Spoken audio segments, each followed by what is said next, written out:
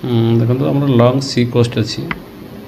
Long C କୋଷ୍ଟରେ security ବା ରଖିବା ପାଇଁ ଠିକ୍ସେ ଅନୁପ୍ରବେଶକାରୀମାନଙ୍କୁ ରୋକିବା ପାଇଁ ଗୋଟେ ସାଗର କବଚ ଏକ୍ସରସାଇଜ୍ କରାହେଉଛି।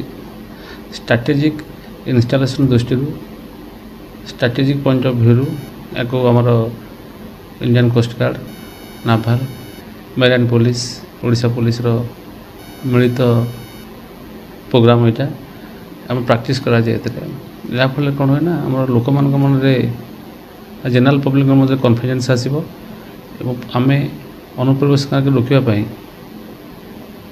ସବୁବେଳେ ସମର୍ଥ ବୋଲି ନିଜର କନଫିଡେନ୍ସ ଲେଭେଲକୁ ଇନକ୍ରିଜ୍ କରିବା ପାଇଁ ପ୍ରାକ୍ଟିସ୍ କରାହେଉଛି। କେତେ ଦିନ ଧରି ଚାଲିବ? ଏହା 2 ଦିନ ଧରି ଚାଲିବ, 20 ତାରିଖ ଏବଂ 21 ତାରିଖ। କେତେ ନିୟୋଜିତ ଅଛନ୍ତି? ପ୍ରାୟ ଆମର ସମୁଦାୟ 3 ପ୍ଲାଟୁନ୍ ଫୋର୍ସ ନିୟୋଜିତ ଅଛନ୍ତି, କିଛି ଅଫିସର ମଧ୍ୟ ନିୟୋଜିତ ଅଛନ୍ତି।